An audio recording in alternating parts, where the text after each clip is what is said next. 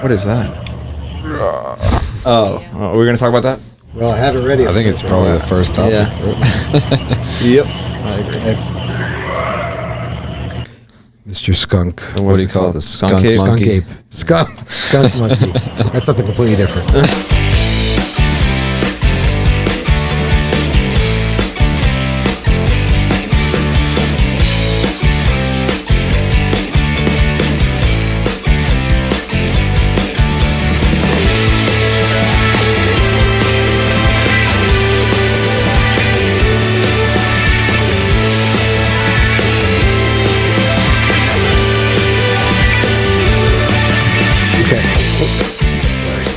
Jack that mic. Welcome to the show. I'm Dad. Jack. Will. And Joe. And we have Joe in the studio. Also have Hannah on the board and Abby.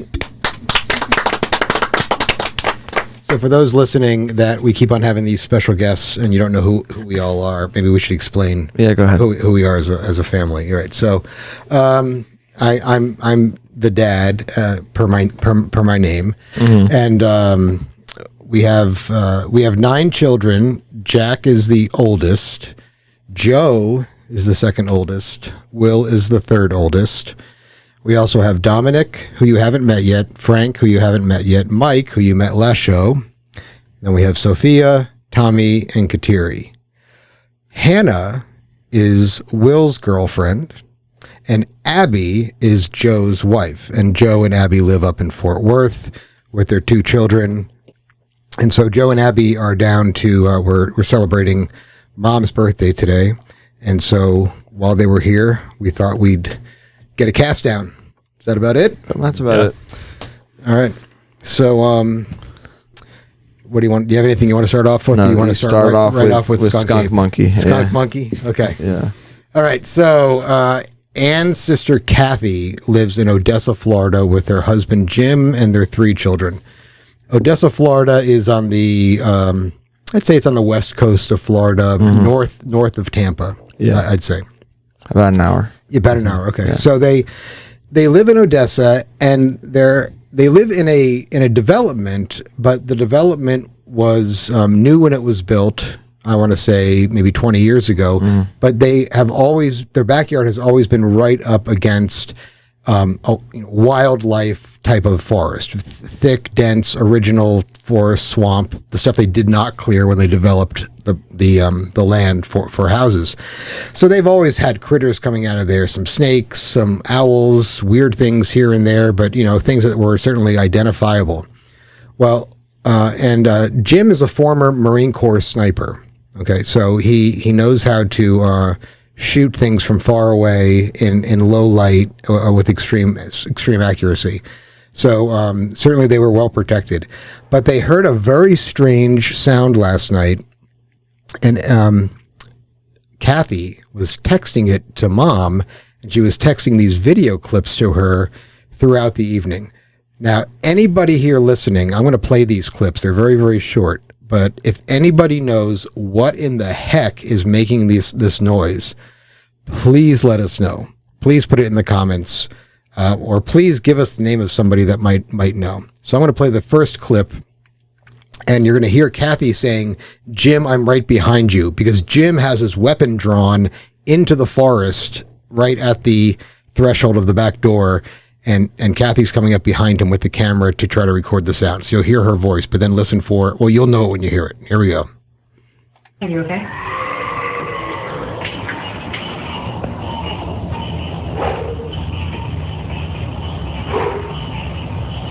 Okay, you can clearly hear the dog there as well. But that first growl was the one I'm talking about. Here's a second clip. It kind of gets it mid-growl. Then there's the dog, and then I have a third clip that's a little bit longer that has it growling a few times here.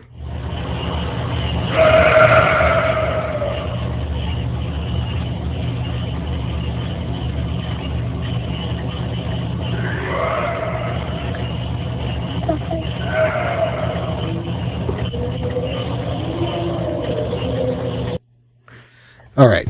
So there were some dogs in there, obviously. Hannah hit the spooky button. Do we have a spooky button? Nope, that's not it.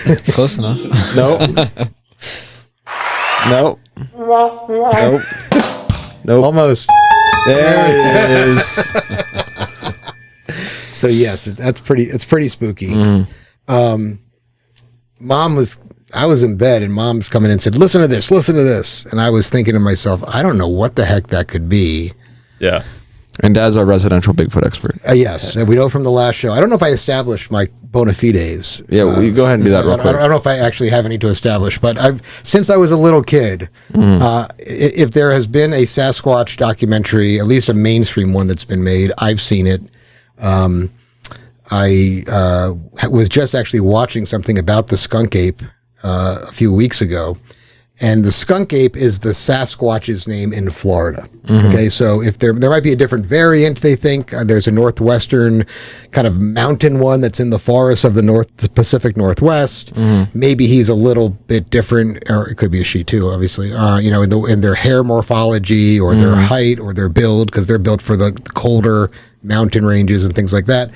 But there have been a lot of sightings in Florida, in the Florida swamps, of a thing that they call the skunk ape.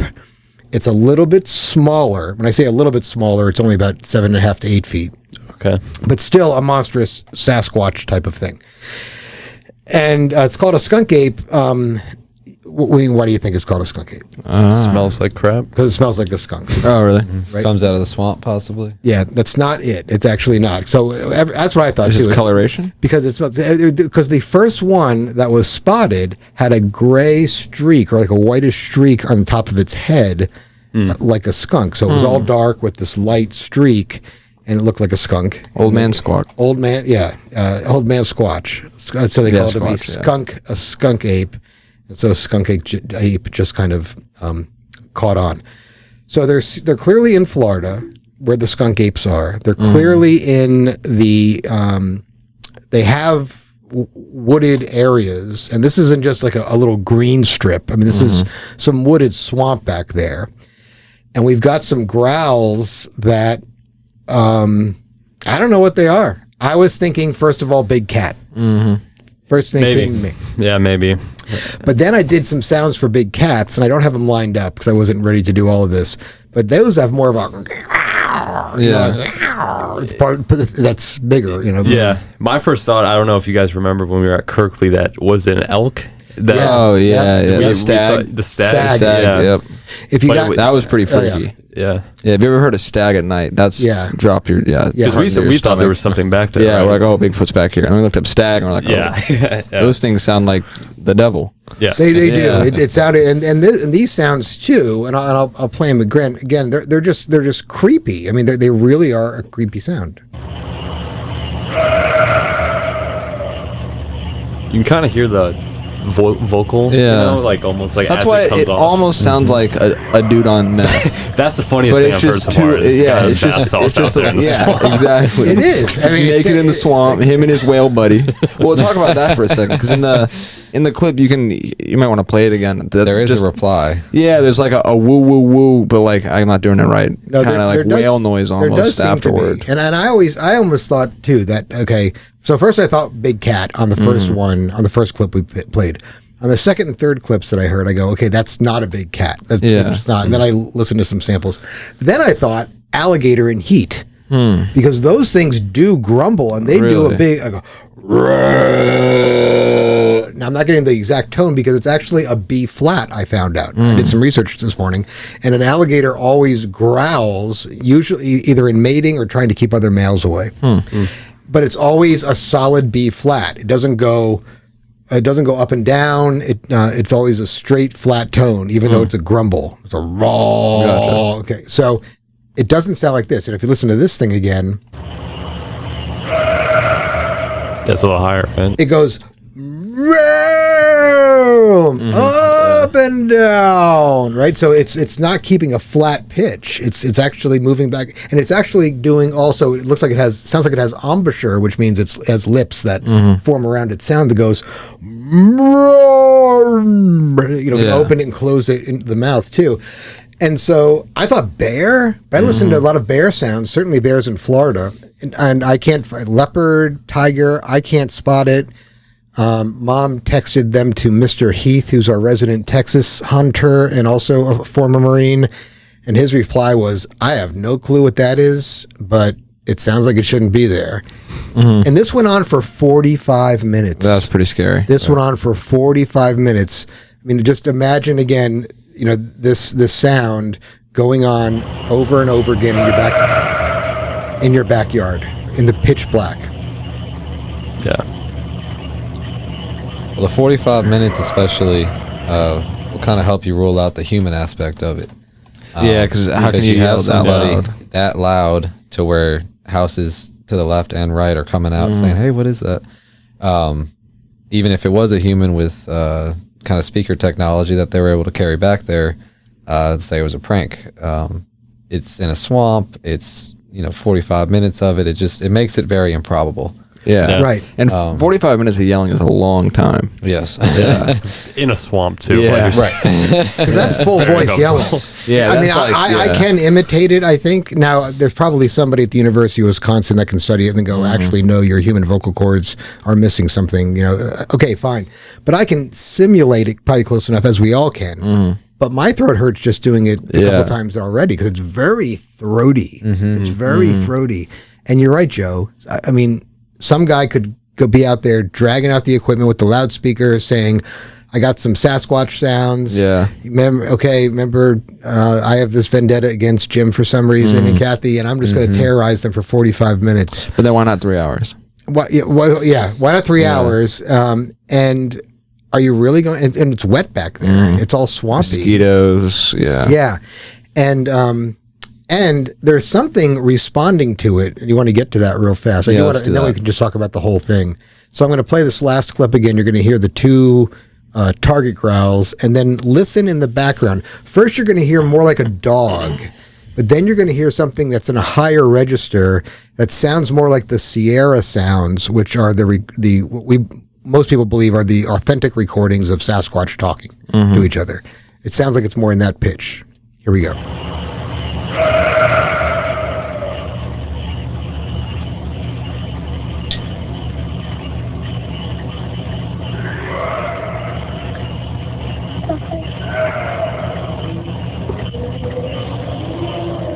I think that's the weirdest part right there. Almost like a siren. Yeah, it is. It is almost like a sign. And that's Definitely vocalized. And that's Yeah, outside of the human range. I'm up in the falsetto range to go, ooh, but I'm singing like Freddie Mercury there. That was a full voiced high range, which sounds much more like your typical Sasquatchy sound. So yeah, maybe there is some freaky devilish beast, and Godzilla taking out the bad guy, Sasquatch came to the rescue. Protecting and he's the going there to swamps. protect the swamps, right? Protecting Get out of the my families. swamp. That's right. The swamp ain't big enough for the both of us, boy. Again, I don't know what it is. I don't know either. Yeah, it's It weird. does sound humanoid, like apish, though. The target sound. Yeah, the first one. The target one sounds like it's a human being on meth, but it actually sounds. It sounds so much like a human that until it sends a chill up the back of your neck every time you hear it, and then you go, something's not right about this. Something's not human about this. Yeah. Something it's creepy only because it's so close to being human, I think. Right. You know? Yeah. Because that second sound, that doesn't sound very human. It sounded like it was in the distance too, so it wasn't like they were next right to each outside other, their it front, was like maybe farther back in the swamp than That second voice? that Yeah, second they were voice calling seemed to like each other. it had it seemed like it was farther away than I the agree. first voice. I agree. So there was definitely some power behind it, if you will, And some neighbors came out, and one neighbor came out and he goes, I can't take this. This is too scary. I'm going back in. The other lady was shining a flashlight back there, and Kathy was going, don't shine a flashlight back there. It's going to attract it. And the lady said, this is like a horror film. I'm going in. And so... Pretty difficult. yes. There's always one person who's like, So imagine yourself... I'm out of here, bro. Yeah. Imagine yourself, you're there, whether you have kids or not, you're there with your spouse, and you have 3 kids at home, and right outside of your line of where you can see, into the woods, because it sounded like it was right there. Now, whether it was, one tree in or two tree ins, probably a little bit farther back, but it was close. It wasn't miles away. For a phone speaker to pick it up that loudly, it must be that. And she was in the house, kind of just going over his shoulder. That's got to be close. And you're sitting there, puzzled over what it is, but also trying to figure out. You don't know it's going to stop in 45 minutes. You don't know how long this is going on. You don't know if it's going to charge your house. I mean, your imagination's got to be going crazy at this moment. Especially with no imagery to back up your sounds. Right. Yeah, theater of the mind. Right, exactly. Is it 2-footed coming at me? It's going to be 4-footed. Is there more than one of them? How do I protect the family? How do I get my kids to a safe? Do I dare go out the front door to the car because maybe there's more surrounding the house? I mean, you just don't know. I mean, all your mind is just reeling. And 45 minutes. Yeah, that's pretty crazy. It really is long to have to live in that state of fear and have the the whatever I guess it's adrenaline. Yeah. Yeah. Man. So That's pretty freaky. Anybody who has any clue what that is, please contact us. Please leave a comment. No one has any clue what that is. Well, yeah. We need to send this to Mr. Ballen. So, Mr. Ballen, you definitely need to tell the story better than we can tell it here on one of your shows. But Hannah, do we have any type of DM or a way for them to contact us directly on Instagram, or is that the best way? Yeah. Am I saying it right? DM? Yeah, DMing. Yeah, direct message. So direct message us. You'll be direct messaging Hannah actually on Instagram. Probably the best way to get in touch with us. At the Manhires Show. Instagram, it's the Manhires Show. Twitter is the Manhires Show. Facebook is the Manhires Show. And if you go to YouTube again, just put it in the comments too. Yeah, put it in the comments. If you're on podcast right now, there is a way to contact us, or just go to one of those other platforms. So super spooky. JeffMeldrum, who is a professor up at the University of Idaho, who does primate morphology, especially the foot, the foot part of primates. I'd be interested to know what his take was on this, because he's spent some time around different primates. Or maybe somebody at the University of Florida, Gainesville, that knows the local wildlife, or Texas A&M Ag. If you guys know what animals make that sound, and maybe it's a gator, or maybe, I think it was Will, one of the shows you were saying, Florida has a lot of crocodiles, Nile crocodiles. Yeah, I don't know what Nile crocodiles sound like, but they've been finding them lately. Maybe it's a Nile crocodile. I there's that second voice too that we still got, but it doesn't sound reptilian though. Again, the way it does sound like someone's manipulating their lips to make the up and down registers. Right, not just an opening. To switch the registers. Yeah, exactly. Yeah. Well, the Florida swamp is known for dumping grounds for exotic animals. Yeah, that's also true. Yeah. So that's a huge problem. That's a huge problem. Maybe some Bigfoots from up north traveled down. We're like, we just don't want this baby. Put him in the swamp. Just crying in the night. Exactly. It's looking for his parents. Gator comes along and says, exactly. Teaches him how to scream. Well, you have the swamp ape orphanage. Yeah, exactly. They started Home for Wayward Sasquatch. Yeah. That come down for the summer. They come down in the winter months to get warmer. Yeah. They're migratory. They're like, man, this kid screams all day. I gotta. Let's go back up to Washington. We can't get found. They're gonna blow it. Yeah, exactly. Blow for the whole clan. Yeah, exactly. That's right. Exactly. Are there any serious professors or anthropologists or anything like that really look into Bigfoot, or is it kind of like a career suicide to associate yourself to Bigfoot? Career suicide for the most part. And all of my life, I'm 50, and I started being interested in this around 7 or 8 years old. So nobody was ever seriously interested. But JeffMeldrum, again, who's a professor of anthropology up in University of Idaho. It's a university in Idaho. I'm not sure if it's the university. It might be Idaho State or something. He's the only serious academic who's gotten into the research part in looking at the dermal ridges and some of the casts, going out and saying, is this primate behavior? All these sites where you're seeing these various, is wood knocking a primate behavior? Well, why would dermal ridges on humans, for instance, they go kind of up and down, laterally, but the dermal ridges on the ones that they're finding in many of the casts are going horizontally. It's a very strange pattern to have. It's also very strange for a hoaxer to make up. It's even stranger when you're finding them scattered throughout the country. Yeah. Right. Consistent. That is path. pretty weird. Exactly. Is this That's the backed same by dude science. that analyzed the like the nail carpet in front of that one cabin? They found like the tissue. Do you know what I'm talking about? Yeah, so that was Meldrum. He has the Okay, beard. yeah. And there's another one at, I can't remember the name of the university right now, but he was doing more of the biochemical analysis. But Meldrum's the only one that's been doing it on the kind of ape primate anthropological side of it. And I don't know anybody else that's really, I'm assuming Meldrum has tenure. Yeah. So yeah, he could just like at this point I can do what I want. I can do what I want, and so I'm sure he does some other things too. But he's the only one that.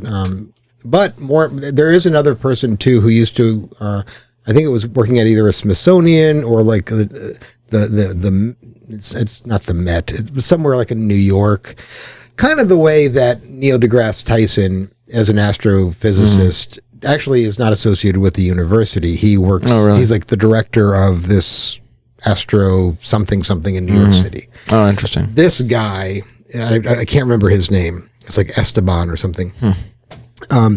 He is a very well-respected primatologist, and he's gotten involved as far as the analysis. And he was actually analyzing the Patterson-Gimlin footage, the famous footage of the Bigfoot walking, and it's a shaky camera, and it turns its head and it looks at you. It's the one that everybody thinks of.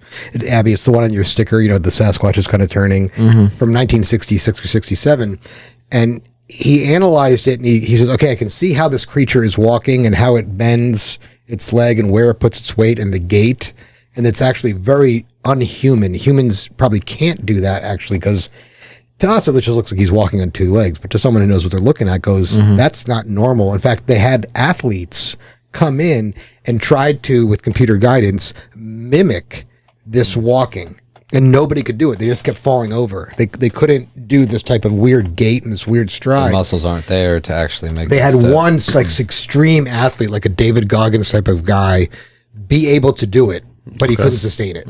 Interesting. So it's not a guy in a monkey suit. Yeah. That's my point. Yeah, the right. best athlete couldn't get in there and and do it. Right. And what I always said too, and then I'll stop talking, otherwise just a dad show, is even if there was an athlete in there that was able to do this in 1966, before CGI, before anything else, what was it mimicking? Yeah. What was it trying to walk like? Obviously, it was trying to walk like something else that wasn't human. That had to have been it had to be looking at something and trying to imitate something. That's that a pretty was that. funky way to walk. That's not from a dream somewhere, So I say I that mean, it was the 60s. and then there's some other stuff like the Brown. The last name is Brown. The Brown thermal imaging from the Florida swamps, in which they got a black thermal of a creature crossing the path. I think I showed it to some of you guys, and it's walking exactly the same way as the Patterson-Gimlin film. And again, this is some guy that got a thermal image in the middle of the night one time, a guy in a monkey suit that looks like he's about 8.5 feet tall, huge, and has the same weird walking way as the one from California, this 2012, from 1966. Strange that a guy would be out there in the middle of the woods. Especially if it's so hard to mimic, It is, Right. yeah. So anyway, really strange. That's our carryover from last show when we talked about Bigfoot in a from the Missing 411 series. Yeah, him and David Politis need to get together. Yeah. They do. They do. Yeah, it makes me think 2020 is now giving out Bigfoot. They're starting to get upset. Well, It's time for us. so weird because so 2020 is the year that keeps on giving, right? Right. We've got wildfires now that are out of control, are historic in California. We all think, well, California has wildfires all the time, don't they? These are now historic blazes. They're calling Australia in for help as well as Canada. We've got 2 hurricanes in the Gulf. They're going to be in the Gulf at the same time. Historic. And we just had one like a couple weeks ago, didn't we? And we almost never have 2 in the Gulf at the same time. We have animals that are acting really strangely as far as great white sharks coming almost all the way up to the beachhead. Really? I have some videos that I was watching. Yeah, today and stuff like there's that. been a lot more attacks this year. I've been hearing. And even our own dog Scout, I have to say, for the last 5 months, not only has he been barking at more people, but he's barking louder, and he's just aggressively barking. I can back that one up with my dog at the house too. There too? Oh yeah. Usually he's real quiet, and if someone knocks on the door, he'll bark. But now it's anybody that walks by, he's loud barking and will not stop. It's really interesting. Yeah, definitely a change, noticeable. There is a change, and I just thought it was maybe Scout until I started hypothesizing. Anyway, maybe the skunk apes are now acting differently too. Yeah. yeah, yeah. Well, it could be. I mean, it could be like maybe nature's acting weird, but I don't know. What do you guys think about maybe, with the pandemic, maybe everyone's just on a higher alert and the dogs kind of sense it, it's a little more. We're like that in public. We're acting like that to each other in public, right? And that's what dogs do, right? They mimic their owners, right? So, if we're acting more hostile, in public, maybe the dogs are like, they're able to pick up, sensing it, right. And they're acting a little more aggressive too. That's Just a really theory. good. I don't know if that's. It's actually that's true. Yeah. I think that one holds up pretty well. Yeah. I'm sure. Or there's some like Loch Ness monster coming out of the ocean. That everyone's like, all the animals on the earth are like, "Where's the boat?" Yeah. That's funny. Poor Scout's like, why'd you neuter me? I could have been valuable on the ark. I could have been valuable. No, I'm never going to get picked. No. There's only a spot for 2. That's right. Man, Billy down the street got picked. He's not neutered. That's funny. So probably both, right? Yeah. Now, I don't know about the Loch Ness monster, but I mean, certainly we're all under more stress. Animals do react to the stress. Even if we're not hostile, we're stressed. Right. And they are reacting to that. They're like, well, why are you stressed? Maybe I need to be on alert too.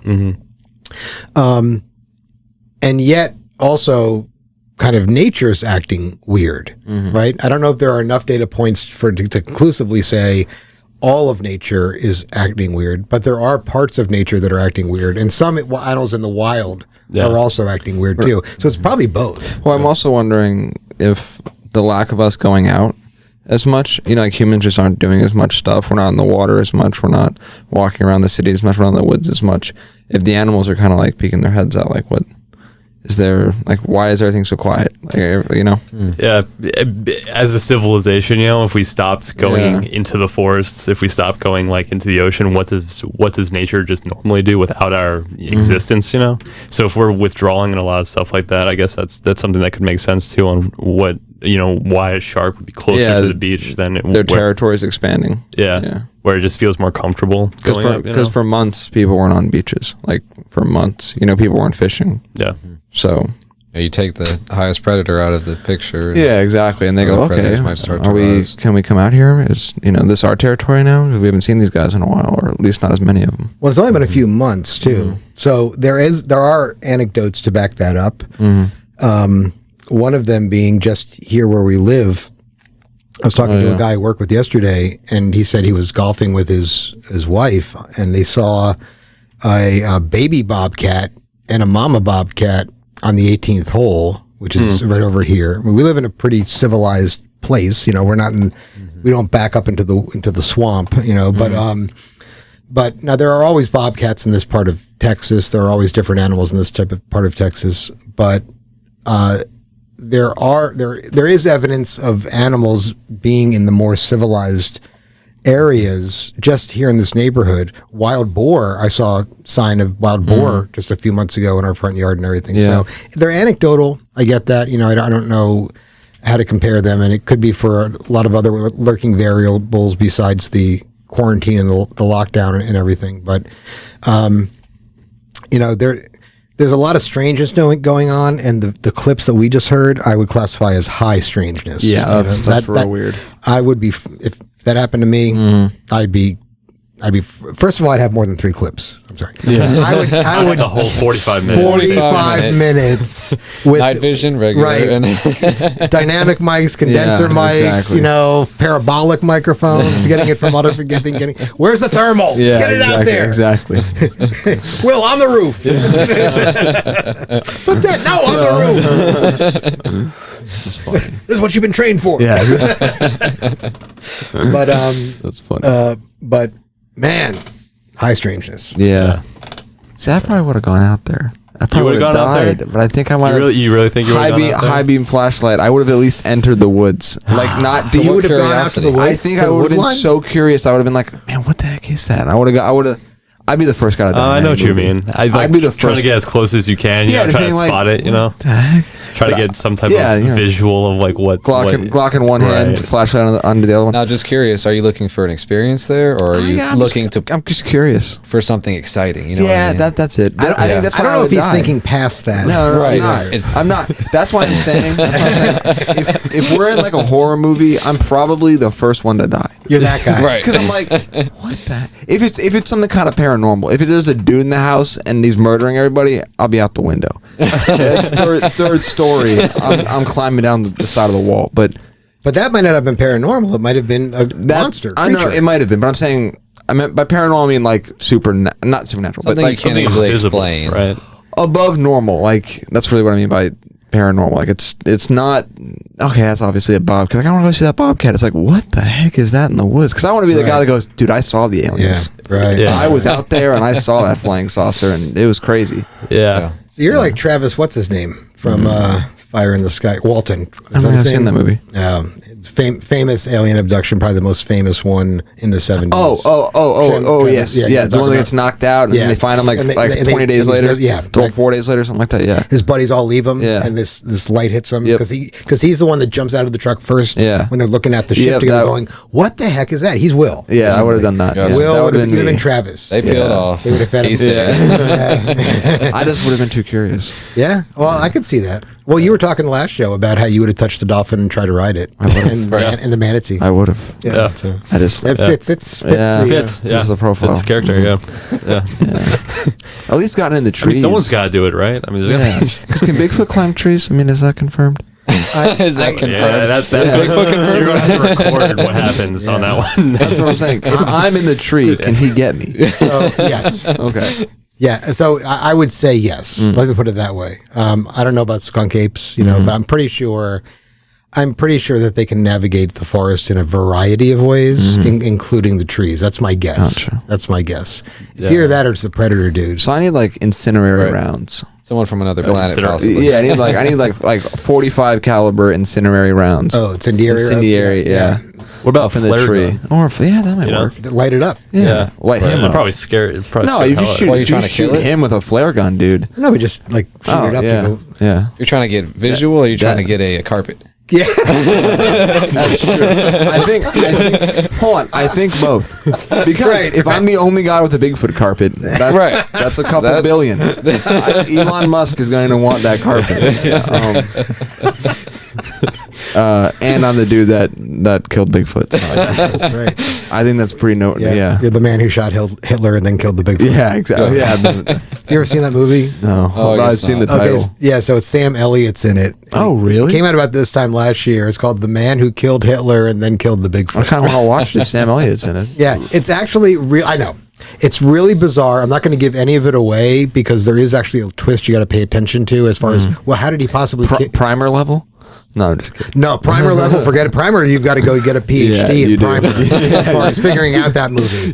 That is just, oh my, what the heck? You do. No, this is, you just got to pay attention to what he says about killing Hitler, and it makes more sense. I mean, I can tell you if you want me, but it's spoiler alert. Everybody just go watch Yeah. Hitler killed We'll have to Bigfoot. The man who killed Hitler and then the Bigfoot. Okay. Something like that. Does both those events happen in the movie? Oh yes, Oh, wow. they both happen in the movie, and it's And they're actually the so same it's just person. Is this a European? It was a one shot. No, So he goes from Germany, or is he in Argentina? I have a feeling it's more about time. than Yeah, it is exactly, place. exactly. So World War II and then 1976. Gotcha. Okay, Gotcha. he's an older, Gotcha. wiser Sam Elliott, and he's. I thought that might be a funny movie. So you think it would be Sam Elliott. I think it might be like, oh, this guy's playing a goof. You know who Sam Elliott is, right? I think I'm pretty That's a big positive. mustache. Yeah. yeah. The guy looks like he owns Boshi. What else is he in? Did you see? He's in a lot of movies, but have you ever seen? Did you see the? I'm thinking of Sam Rockwell. You're thinking of Sam Rockwell. Yeah. I know. No, that would have been hilarious. That would have been a true comedy. This guy. Oh, okay. Oh, Yeah. what's it? Yeah. He was in SamElliot. He's a pretty notable actor. Yeah, Tombstone or something like that. He was in right? Tombstone. Yeah. He played the older brother in Tombstone. He also played he played in A Star Is Born, the most recent Star Is No, Born. I didn't watch that. Yeah, He plays the older brother in that one as well. And help me out with the actor's name. I can't believe I'm blanking on Bradley it. Cooper. Cooper, yeah. So Bradley Cooper. Funny story about that. Cooper wants SamElliot to be his older brother in this movie. I wish it was Sam Rockwell. I know. Sorry. Sad. I'm not going to see it now. My whole perspective changed on what I'm watching. Yeah, you have to rewind all that tape in your mind. Exactly. Go ahead. Sorry. Funny story. That's okay. Well, so just real fast, we'll go back to the man who shot Hitler and Bigfoot. Cooper wants Elliot to be his older brother in the movie. And so Cooper works for months on a SamElliot impersonation. And if you know who SamElliot is, he has a very distinct drawl, right? It's a very distinct voice. He's a I can't cowboy. do it. Right. Cowboy, real cowboy drawl.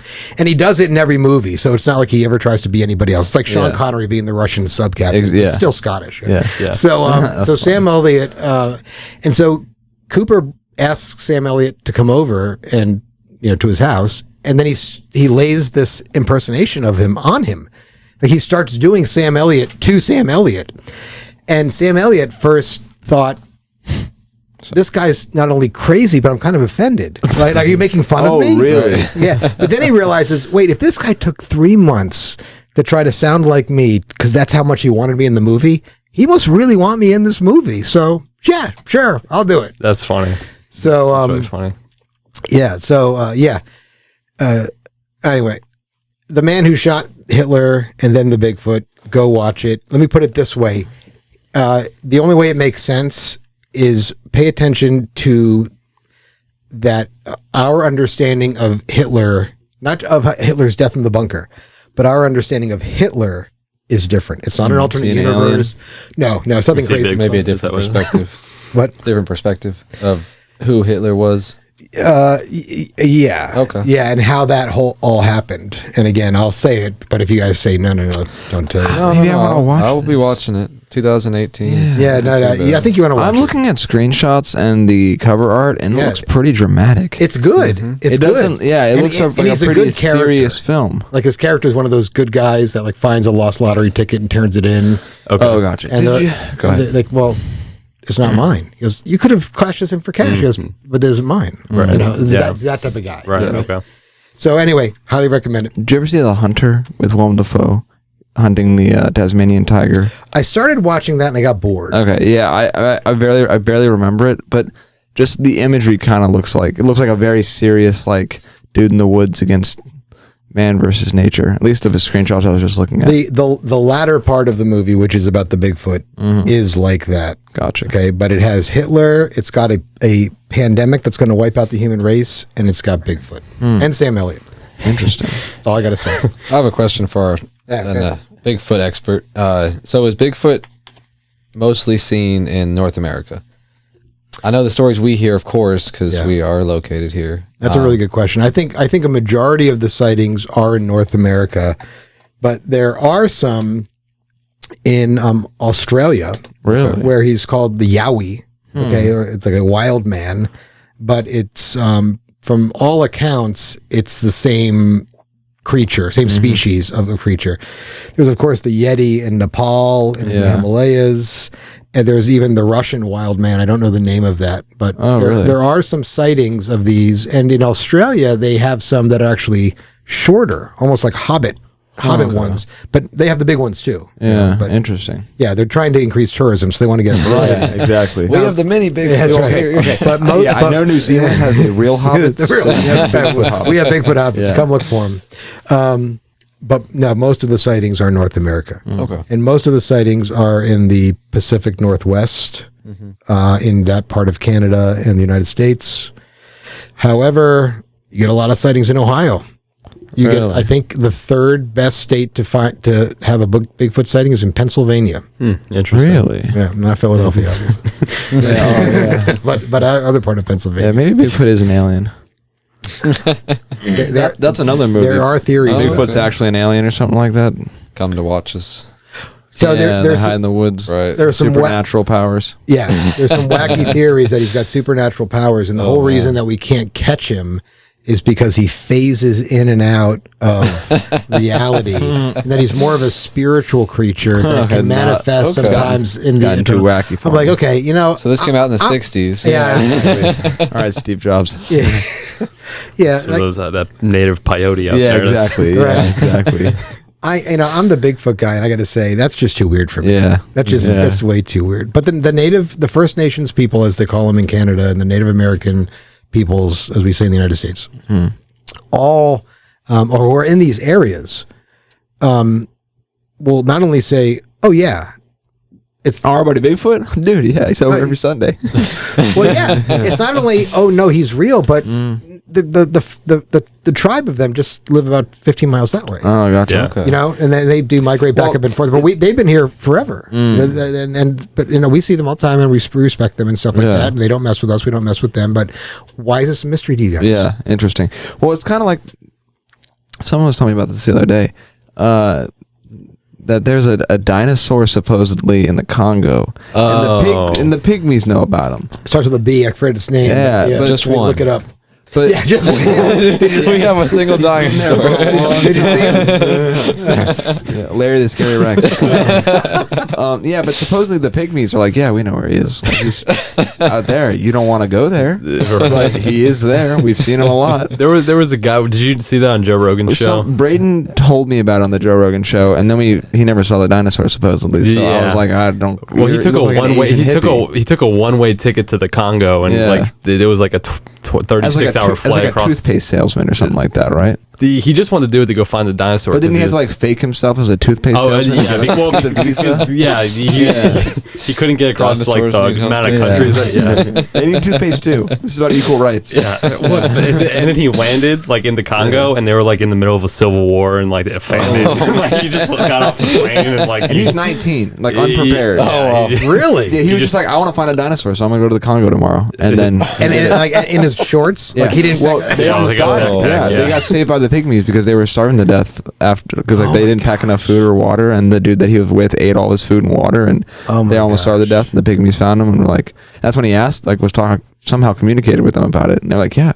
We know who that is. Mokele Mbembe.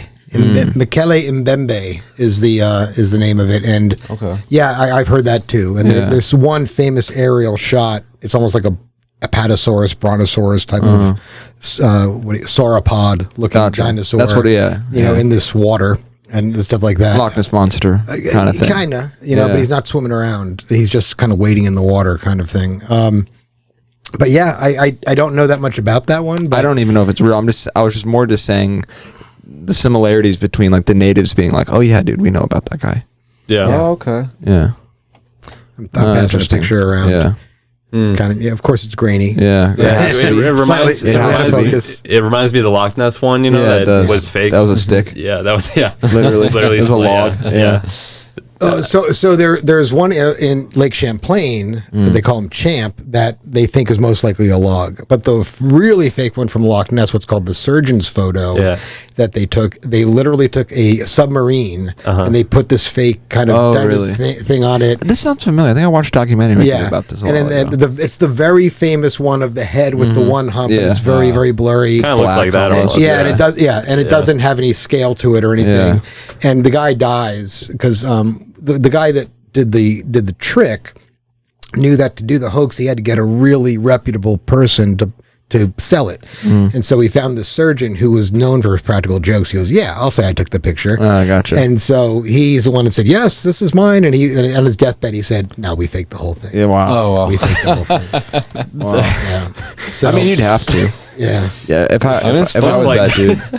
Just like the dying joke that like you're just like I want to die on this hill, and Imagine you're though, like that one. the whole thing. is imagine though being that dude and being like, okay, so we took a photo as a joke, and now the entire world is convinced Right. Well, that there's after- a dinosaur in Loch Ness. There's no dinosaur. for like 50 years, you're just laughing. Yeah. You see a new article Every like, time. "Bro, there's still things. Yeah. They still think this." Well, even after a couple thousand, you could probably come out as the person that took the photo, and it still wouldn't die. You've created it. Exactly. You created it. Yeah, it's in the zeitgeist. In legend. Yeah. Oh, yeah. By the way, the fact that the guys said that's a fake photo has not in any way diminished people's Well, at all. belief. in That's the Loch thing. Ness. And I don't believe. By the way, Bigfoot. Yes, I Yeah. think there's enough evidence. There's even statistical evidence about the different types of foot patterns and stuff, the scattering throughout the North America. That statistically, from like a forensic statistical sense, there is something there. There is some unknown primate in North America. There are plenty of hoaxes too, but there's a lot of other evidence that there's no evidence that there's enough food for this Loch Ness monster. There have to be a And population. Loch Ness is big, but not that big. Yeah, It is a lake. that's true. Yeah, where the Pacific Northwest is so massive that if you just got dropped in, you're dead. I mean, there's no way to get out of the. Yeah, You can't conceive of how it's so large. how large that forest is. So a wild country. You can't conceive of it. And how dense it is, too. so Yeah, I mean, You it's know? like tree to tree. Like you can't see the 10 feet in front of you just because how many trees there are. Yeah. Yeah. So I definitely think there could be something out there. If there were just some mystery monster on the planet, it would probably be in the middle of in the forest or like deep in the middle of the ocean. Yeah. You know, Well, like we've had below mystery surface. monsters that we've thought were fake and are real, like the giant chimpanzees. Yep. Silverback gorilla. Silverback Lots gorilla. of stuff in yeah. the ocean as well. Yeah, like the giant squid. That Giant was supposed to squid. be That's right. you know, That's very sailors, recent. Yeah. That was proven. Yeah, it was like That sailor's real. fable. These It was. sea And monsters that's a that are out there. breathtaking photo. Yeah, and we found those not too long ago. Yeah. So And there was this scant evidence of the giant squid. They're like, no, it's a fable. Well, we found this one tentacle. Well, people had said, well, until we find a full one, and they found one, and they even had photographic evidence of swimming down and stuff. So we now know giant squid are real. It was a cryptid before then. I'm convinced that there is. I don't know if he flies in a flying saucer and all that. That stuff sounds crazy to me. But anyway, I'm pretty convinced. yeah, Yeah. because like a week ago, I don't think you were. No, but after all the missing 411s that I've seen that are like, man, that some giant man bear looking thing has been taking people and have been hunting people and people have been killed and like former Marines have seen this thing. There's like countless stories. That'd be a really elaborate hoax if everybody was making this up that has spotted it at this point. Well, and I understand because people are dead. Yeah, exactly. It's not just a hoax. Yeah, I mean, exactly. And I don't know if you know about the missing 411, Joe. It's Yes, insane. I heard about it on the last. Okay, Yeah, you gotta watch Missing 411. Okay. So it's on Amazon Prime. Did you watch the movie? Yeah, we did. Missing 411, The Hunted. That's pretty crazy. And then if you just go to MrBallen's channel, he does a bunch of the Missing 411. So there's this dude, David. I mean, you saw the podcast, but David Plaitis, and former detective, now just like investigates thousands and thousands of these cases, and super interesting. Okay. Definitely, you'll be like, what the heck is out there? There's something crazy out there, getting people. Yeah. So you heard the vocalizations on the missing 411 from 1971 recordings of the Sasquatch vocalizations at the end of the movie? And they were playing the recordings, and they had the scroll about the University of Wisconsin researchers said this No, could be human. I didn't watch the last one. So I watched The Hunted, and when they went to California, that's when I went to bed. Oh, you didn't watch the best part. Oh, really? The last one's the best one? Oh, not only the last one the best one, but there's stuff after that. Oh, really? All right, we're gonna have to watch the last part. And there's the Predator guy, the invisible That was Predator. in the last dude. part? Yes. Dang. There's Bigfoot. That's what I'm saying. So I missed all the cool stuff. He missed all the cool stuff. And you're still the other- convinced. So yeah. Must have done well. Yeah, I know. Yeah, you just saw the buildup. Oh, You saw the buildup. Now, I didn't know if they were connected. I thought it was just like, here's like 3 different cases that I saw. I'm like, all right, I saw 2. I'm good with the third one. Pilatus does 3 different cases, and then he does the vocalization and how they talk to each other. The supposedly Sasquatch, and then this other story and about this woman and these other sightings of people who see this kind of predator creature in the trees. And now he never says, and that's what it is, but he kind of just leaves it for you at that point. Gotcha. And he says, okay, and then he ends his film. Gotcha. Do you think Bigfoot's derogatory? Well, Do you think he wants to be Sasquatch and like be calling him Bigfoot? He's like, man, Yeah, I got big feet, but you don't gotta hit it before. I have to rub it in, man. Yeah, exactly. I was born this way. Yeah. The way God made me. I'm a big dude. Yeah, big dude, I got big feet. Yeah, I got big hands. You know, I use them to rip off, deer's heads and stuff. Want to see? Come here. Call me Bigfoot. Call me Bigfoot again. Yeah. Call me Bigfoot again. It's big feet, damn it. You can't even speak correctly. I have two. So there is a, what's the insurance company with Flow? Progressive Insurance? Yeah. And there's the Sadsquatch. And he's sitting there. Yeah, and he's kind of depressed. People used to come out and try to get a blurry footage of him and stuff like. But ever since they've been saving so much money on their car insurance, they don't come and see him anymore. And she goes, well, they're saving so much on car insurance. Don't be sad, Bigfoot. He goes, what did you call me? She goes, Bigfoot. He goes, my name's Daryl. That's pretty funny. Yeah. So Sadsquatch. Yeah, he's probably very upset. He's probably the whole tribe is. Well, I think a certain amount of it is if they are at any point intelligent, they're probably doing the best they can to stay hidden. Yeah, well, I think so. I think we would get rid of them. I don't think we would let them exactly coexist. Probably their fear to their own freedom. We would probably try to control them because of their powers. Just magic. Yeah, their powers. Yeah, we want their psychic energy. Exactly. Yeah. Well, and Bigfoot blankets. Well, yeah, Will, you're going to be the first one coming after now. They're listening. They go, right. Did you hear that? He'd make a rug out of us. Let's go get him. So there is incentive for them to stay call hidden. the Southwest unit. For sure. That's right. Call the Central Texas Central Texas clan. So not with the special powers, but would we protect them? It's a really good question. So we keep gorillas in zoos, right? Exactly. Yeah. Is that protecting? Okay, so let's say it's even not protected. It's certainly exploited, right? We're exploiting the gorilla. And if we're thinking of this thing only as another gorilla, just like a North American gorilla, then we're going to treat it like we do everything else, which people like to shoot them. Gorillas, they're poached. There's a lot of illegal stuff that goes on. And I know from a lot of the stories that people actually have their scope on this creature and they see its face and they go, that's a human face. I can't shoot that. And they put their gun down. Now, I'm sure people have shot them before and you don't hear about it. I mean, I'm sure it doesn't happen a lot, but it can't have not happened if they're real, which I think they are. But the stories are, they've looked in their eyes and take a look at a gorilla's face, like take like from the nose up to up past the eyebrows, this little, like the goggle range of that. And then if you can get a clear enough make of the Patterson-Gimlin film of the head, there's some people that have made very elaborate taxidermy models of them. Oh, really? Okay. And then take a look at the same part. You're like, that is a person. It's not the weird nose and the black eyes with the red rings. No, that's a human being of some sort. Now, it might not be a Homo sapien. Yeah, but it's some hominid. It's some hominid, just like if there was Neanderthal, some stuff like that. Exactly. Yeah. We would think of it as this large, hairy man, not a gorilla. Well, that's something that go ahead. Sorry. That's it. I was gonna say that's something that I always forget about, and that always blows my mind every time I go back to it. Is that we at one point in time were not the only humans on the planet. There was other species of hominids that existed. Every time I think about that, I'm like, that's crazy. So why not again? Why not still? No, yeah, exactly. Why not still have other hominids? Exactly. Because Cro-Magnon man, I mean, all of us in this room, except ladies, I don't know, I didn't take your DNA, but I know my DNA has Neanderthal DNA, and most people with any type of European or Northern European ancestry, if you have like straight hair and light skin and things like that, these are from Neanderthal traits.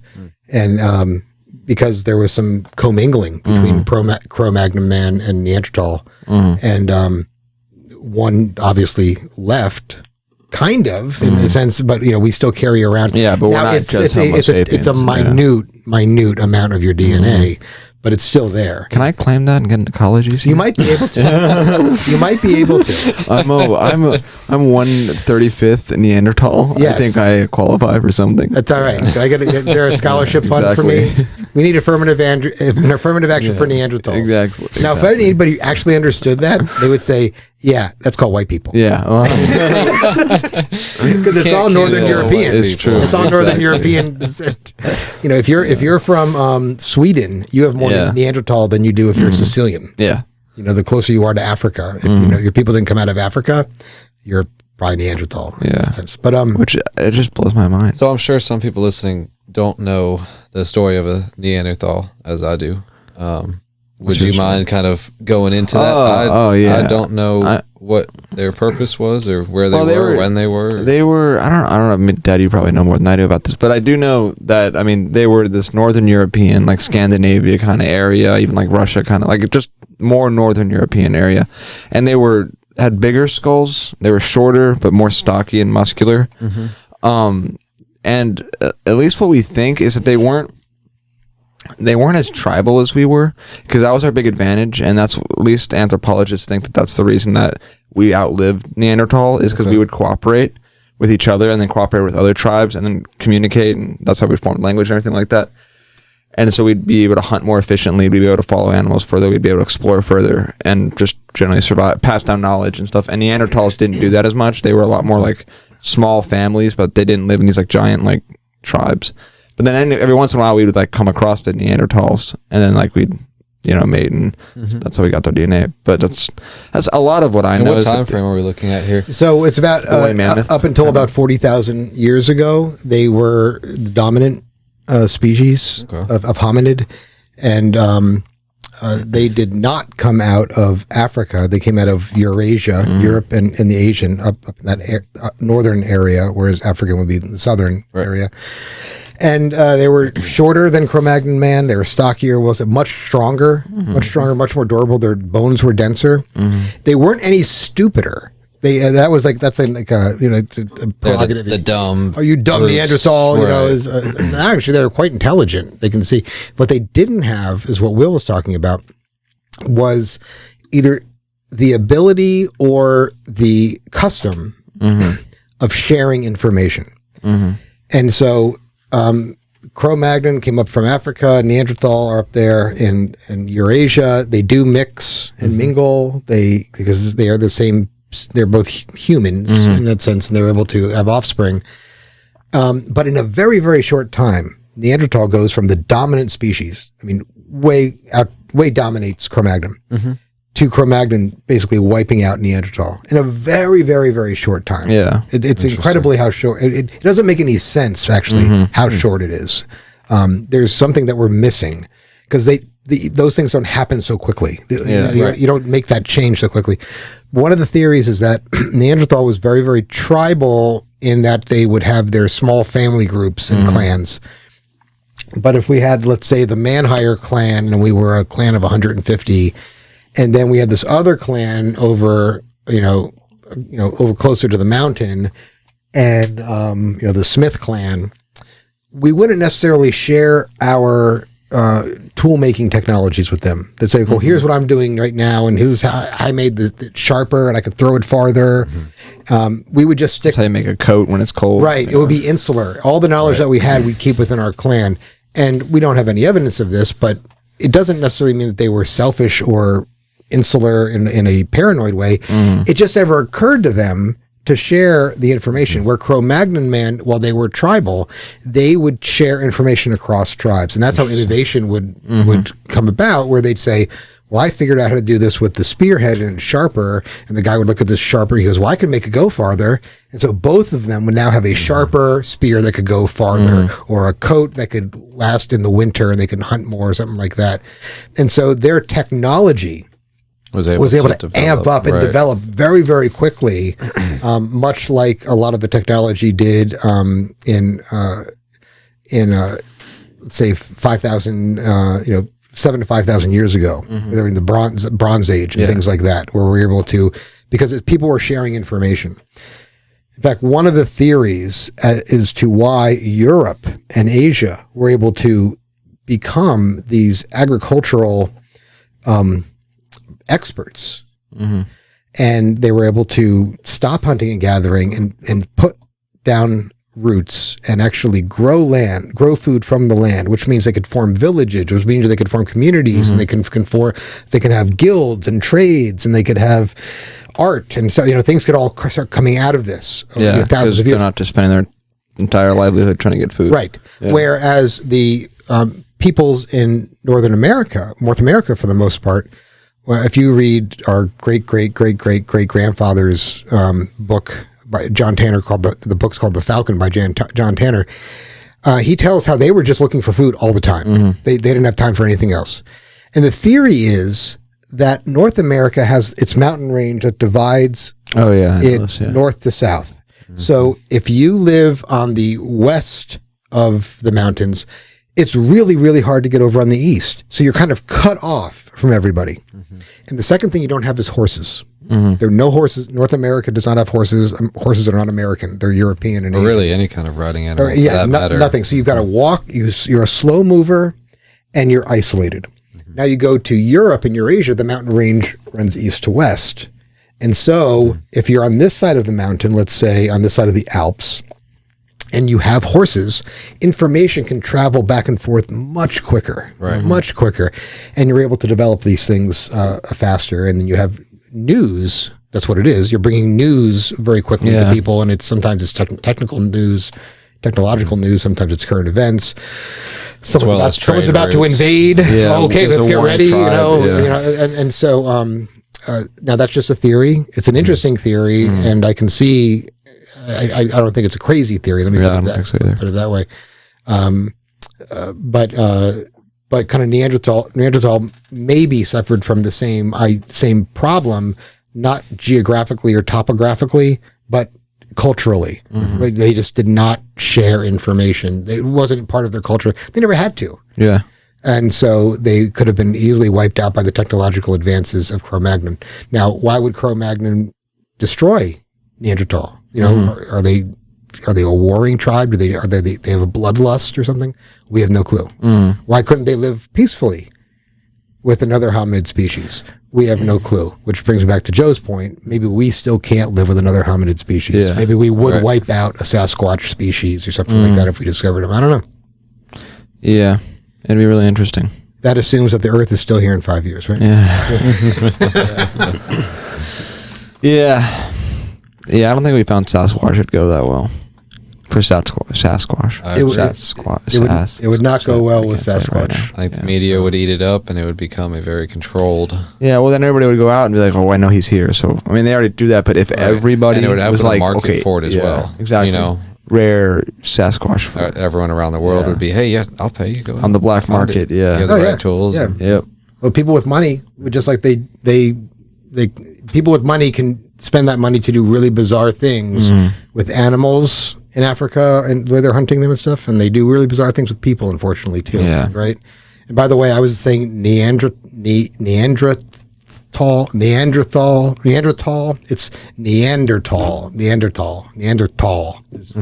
Probably a foreign accent would help. Yeah. We Neanderthal. The Neanderthal DNA. We Neanderthals like this. You stinky Cro-Magnon man. That's funny. So I have a question. Yeah. Maybe you can, we talk about God on this podcast. So what's your personal take on evolution fitting into our Catholic faith? Oh man, hold on. I'm taking off my sweater. My headset just went out.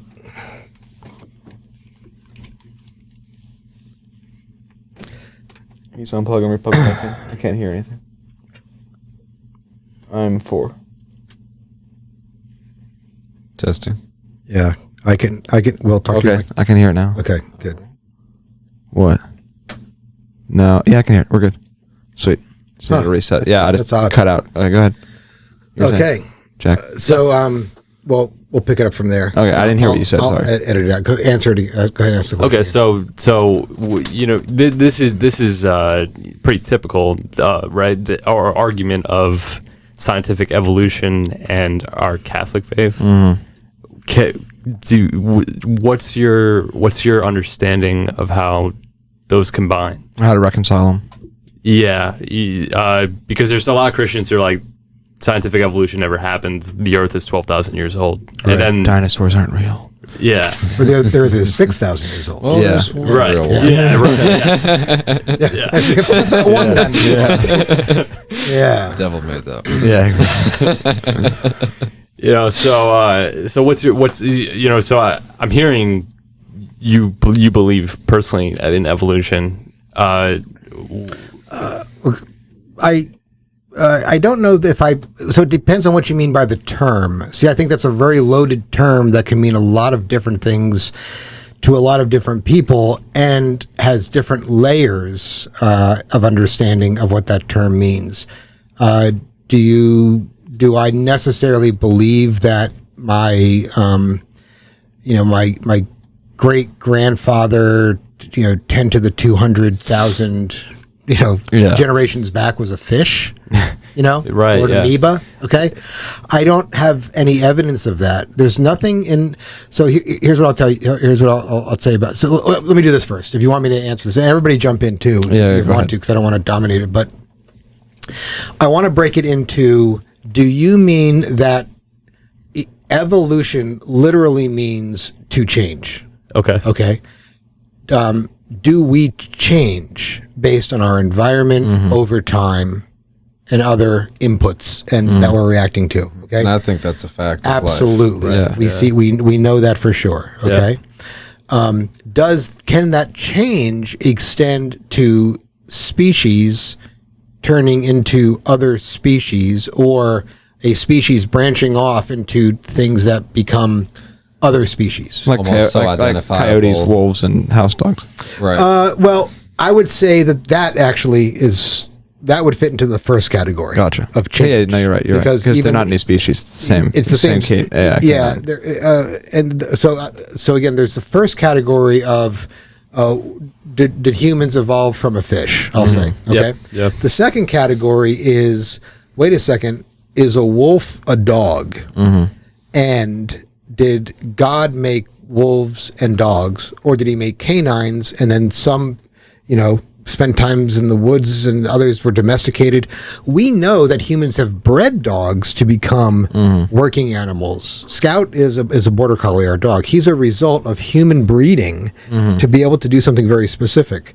These other dogs are bred to be smaller.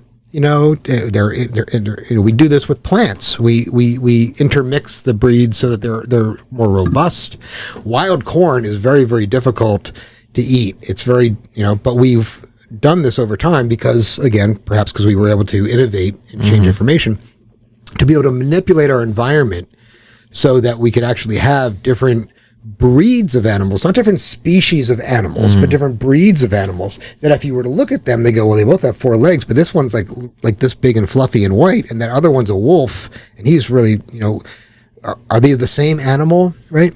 So I'm going to say, yes, there's certainly evidence that there's change. I don't think that like on the 5th day or the 6th day, God created the condo rat dog. Yeah. Or he didn't create the frost resistant species of strawberry. We know that we did that. Yeah. Okay. Okay. That was not part of nature. Okay. And then what I want to do is separate this whole discussion from the 2 categories from what I would refer to as the divine plan. Okay. Okay. Because there is the divine will that is a part of fulfilling the divine plan. And while I can certainly say, no, we know that human beings created a more frost-resistant strawberry, have genetic splicing. Even before we were messing with the RNA, DNA structures of things, we were able to interbreed plants. Yeah, and when we made carrots orange. thousands of Carrots years. used to not be orange. Thousands of years we've done this. Is that part of the divine plan? I say yes. I say nothing is by accident. My faith says nothing's by accident. So the fact that we have genetically modified foods, whether they're good or bad for us, is still part of God's permissive will. See, he has 2 elements of his will. He has his, what we can call the actual or active will, which means I that's part of my. I would want that to happen to you. I desire that to happen to you, Will. And then because he created us free, as free creatures, totally free, and not only partially free. He has what's called a permissive will, which he says, I'm going to allow that to happen. I'm not going to intervene because you chose that. You can say, well, okay, well, Dad made a choice that negatively affected Will. How could God possibly let that happen? He lets it happen because he made us as free creatures. And our freedom sometimes impinges upon our brother's freedom. It does, okay? Now, that's not necessarily part of his overall divine plan as far as it's the divine desire or the active will, but he lets it happen. But because he is God, even the permissive will is still part of his overall divine plan. Now you're saying, well, that doesn't make any sense, Dad. And I go, yeah, you're right. It doesn't. Because actually, I think I can kind of wrap my head around that. Yeah. My big question is it's not human. That origin of creation. Yes, but I think I need to explain all these things because some people that talk about evolution talk about it as the origin of species, okay, which we'll talk about now. Other people would say, okay, well, God did it up to a certain point, and then man took over. Yeah. I don't want to come across that way. Yes, man created certain breeds of dogs, so to speak. It doesn't mean he's a creator in the divine sense. He did Just not an take adjuster. the place of. But near worked under. Yeah, or nor is there within. God's plan and then our plan. Like we're God's too, and we're somehow competing with the divine plan. God is God. Oh, in another religion. So I don't want anybody listening to this to think that I'm somehow espousing a watered down version of, well, do your best and God does the rest. No, God does it all. Right. Well, it's like 95% me, then God takes over for the last 5%. No. First of all, we don't have the capability to breathe without his grace to give it to us, okay? This is all him. And he gave us freedom. That came from him too. But he's not going to impinge on that freedom. If he impinged on the freedom, then he would impinge on our ability to truly love him and choose him. And he won't do that because he is love.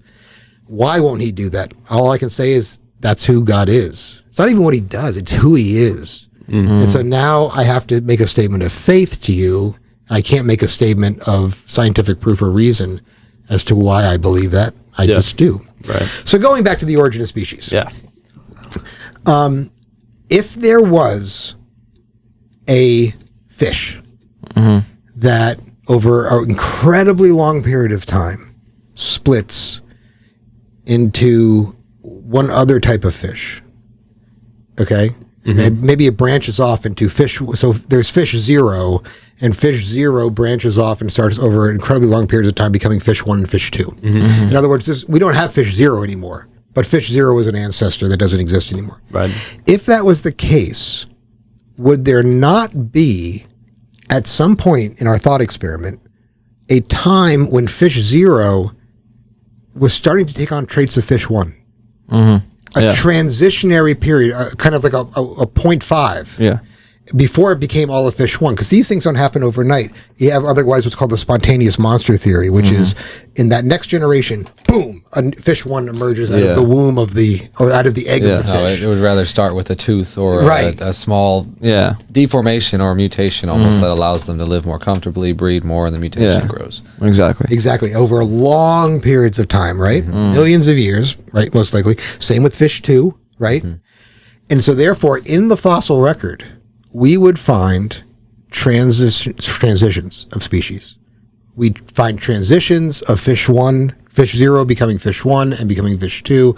We'd find transitions of Cro-Magnon man, us, becoming that out of something else. Okay? And the fossil record is now complete.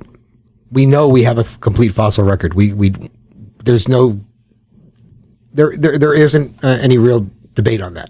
Okay, nowhere in the fossil record, nowhere is there any transitionary creatures, transitionary between animals. fish and deer, right? Right. Okay. There's no fish becoming deer. Okay, and that's a big jump. But there's no even like a one thing that gets caught in between 1 and 2. Because you would have some that have some traits of one and some traits of the other. We don't have anything like that. Interesting. So, in fact, in The Origin of Species, I can't remember if it's in the book or if it's in a talk that Charles Darwin did afterward, he said, there's only one thing that if it were true, my theory would be debunked. And that is if we couldn't find a transitionary creature in the fossil record. Because if my theory is true, we should be finding them all over the place. Yeah. Right. It should be as common as any other. We should be as any other fossil, right? Because at certain levels of the Earth's soils, Yeah, you should have a fish with legs. you'd find a fish with legs at one point. You would. And there's none. There's none. And that's even like a funny kind of example because we put it in the back of our cars, but there's nothing even like a mollusk becoming something else or, now there are mollusks that are bigger mollusks. Yeah. There are mollusks that have like 4 tentacles instead of 5. Right. Okay. Yeah. Okay. Yeah. But there isn't anything that's transitioning. Interesting. That to me says the Darwinian. If you say, do you believe in evolution, and you say, do you mean Darwinian origin of species? I say no, and I say no on scientific grounds. Not even saying on faith grounds. Interesting. Dad, do you believe that there were Neanderthal around 40,000 years ago? Yeah, sure. Yeah. In other words, do I take the Bible as a history book? As a book of history in the way that we think about history. Here's the other thing, guys. Excuse me. The way that we think about history is only a few hundred years old. It's post-Enlightenment thinking about history. History is capturing dates and events in with precision. There's almost a scientific method to it, with precision of knowing exactly when this happened and probably why it happened. But certainly we know the dates and we know the players. Yeah. And we know the time between Napoleon and between World War II. We know for sure. Okay. That is only as old as the United States, maybe. Interesting. It's like 300 years. It's not that old. Yeah. History before that was a narrative history. It was a history that talked about ideas, that talked about events. It wasn't saying I'm going to make up some event, but Like the Iliad kind of stuff. But the details about the event weren't as important. And it wasn't like, oh, I'm going to water down the history part of this for the story. No, that was history. That's how it was an oral tradition. Many people didn't read. Yeah. It was an oral tradition that told stories that had meaning. And these meanings, whether it's this, don't have hubris. Don't talk to Polyphemus and say, it is I, Odysseus, that blinded you, Cyclops, Oh, see, he's gonna face a bad thing now, because he said that. Yeah. Okay, so there's a morality to the story, but it's not just morality, there's other points to the story that are beyond, wait a second, how tall was Polyphemus? At what island was he on? In what's the date that Polyphemus died? Okay, was Odysseus there at the same time as Polyphemus? Okay, what stars were in the sky? They didn't tell history that way. And so nowhere in the Bible, all the way through the New Testament, is there a post-Enlightenment historical narrative. It just that didn't exist 2,000 years ago. Certainly didn't exist 3,000 or 4,000 years ago or 5,000 years ago. So when you say Abraham lived for 500 years, 700 years, something like that. that. Maybe he did. It's very, very possible. I have no reason to think that he didn't. But if somebody said, we found Abraham and he only lived to be 120, so the Bible's false now. I go, no. You're misunderstanding the data within the scriptural reference. Okay. It could be that they were being very specific as to dates, but because of the way history, it wasn't even really a subject back then, was thought of, that wouldn't matter. It wouldn't matter. It wouldn't matter in the sense that it debunks the entire thing as not being reliable. Because it's not scientific, yeah. Not only that, but in the end, it's a book of faith. Now, I'm also one that says, I do think God's divine word is his divine word. And there's a reason he has Abraham living for exactly that amount of years in that story. There's a reason why he says that, and John the Baptist began his preaching in the age of, Pontius Pilate being the governor of, I believe that all of these things are there, and they're there for a reason, and it's not there necessarily for us to believe or disbelieve them as far as, well, I'll just fudge them if I want to. I'm not going to have that much hubris myself. However, I don't think that necessarily, if there's other evidence that says the earth was created, if the earth was created in 7 days or 6 days with the rest period, that cosmologically it equates to the same thing. I mean, when was the start? So how do you define a year? How do you define a day? It's interesting. Yeah. I mean, You define a year. Are we on Gregorian or what? Yeah, well, the earth going around the sun once, right? it changed after Christ, right? I mean, or AD, right? Oh, that's a different thing. The calendars changed, but that was actually much, much later. But how do you define a day in concept? Sun goes up, sun goes down. Sun goes up, sun goes down, right? That's our earliest and easiest way of saying, hey, the day's over. And even if we knew that it was the Earth rotating around its axis, one rotation, right? It would be rotating around its axis in relationship to the sun. And 1 year is the Earth going around the sun, it's rotating around, it goes one revolution around the sun. Okay. What day was the sun created? 4. Oh, okay. Wait a second. How can we have day 1, 2, and 3? I thought we were defining days according to the sun. We didn't have a sun. That will fall into more of your, this book is not actually fact. I'm trying to make a point. Right. Yeah. And I think, if you don't mind me taking over for a little bit. No, please do. I'm talking way too much for this show. No, we always talk the most, so this is Dad's show. Yeah. This is interview with Dad. And I want to be clear. I'm not saying we can discard all of the dates, because I do think they're there for a reason, and there's a reason why he says on the 4th day the sun was created. I don't know if that it's my post-Enlightenment historical filter giving meaning to it, or if it's something else. So my thought on it, since you asked the question, was, okay, so let's see, where did humans come from? Did it come from something else? And does that fit in with God? The way I like to think about it is to actually take God out of the picture. Because when you break it down, God exists solely, or at least to where we can measure and read about it in the Bible. And like you're saying, it kind of becomes more of a storytelling with a lot of important dates and facts and whatnot. But I think to really go back and see what actually happened here and what makes sense within our physical world, that we've been able to see, okay, here's the rules, here's the math, here's how things work.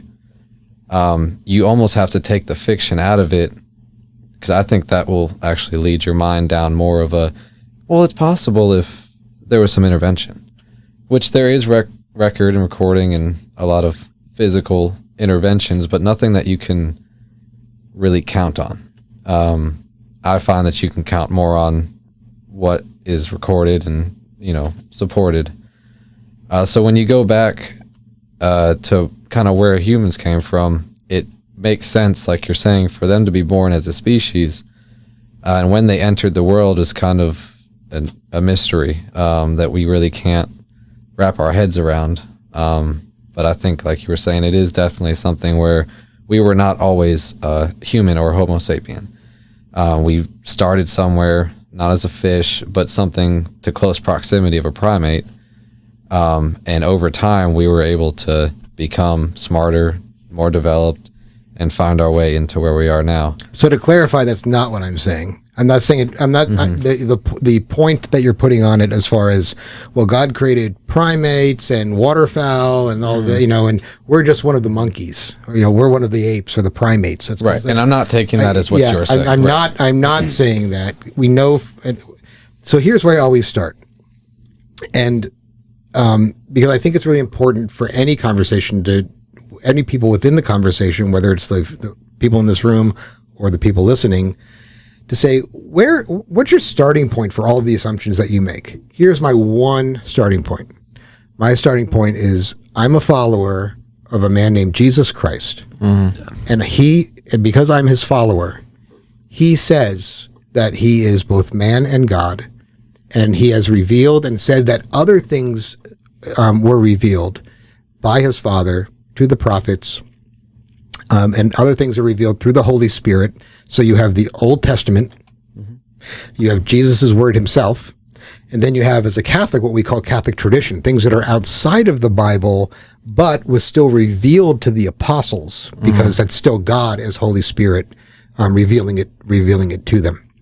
And so public revelation, according to Catholics, dies with the death of the last apostle. When John died, St. John died, all public revelation, not private revelation, public revelation ended.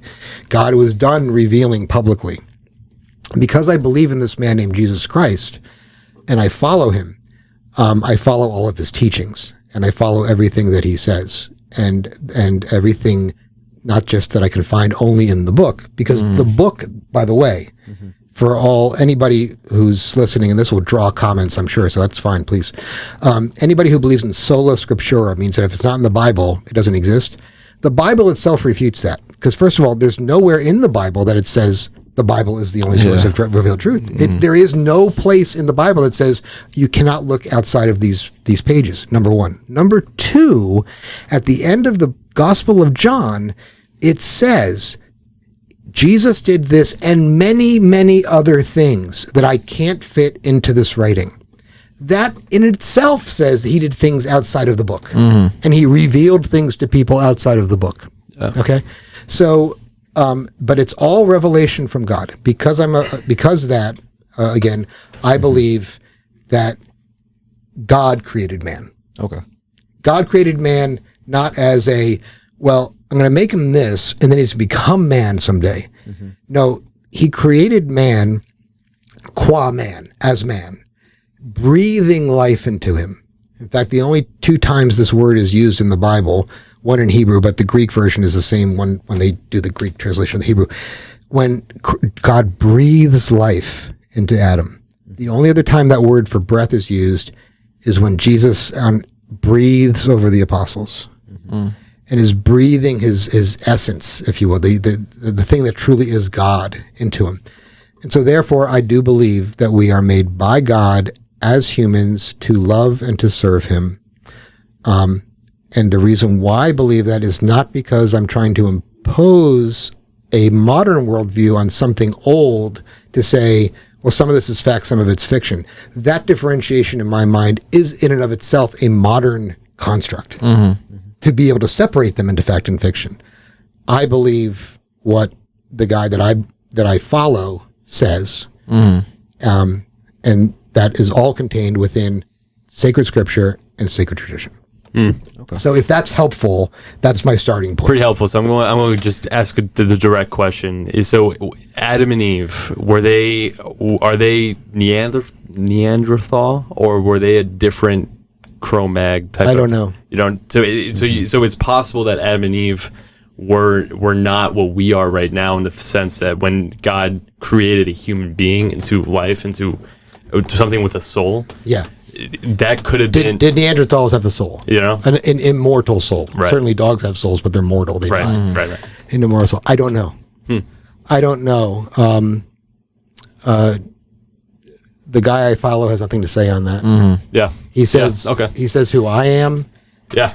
I'm a creature that he created, and I can speculate, and I can have fun speculating. And for some people, they spend their entire life speculating, and that's their career. And it's fine. They're trying to find truth. For me, it's a truth that would be it would be a differentiation without a distinction. It would be a difference without a distinction. But yes, we've proven this and that. I'm like, okay, great, but I know that I'm still, I'm still Cro-Magnon, right? And I'm still a person that God made and loved. So was there a break? Where was the break? When did it happen? These are irrelevant to me as a tenet of faith. They might be highly relevant as a tenet of science.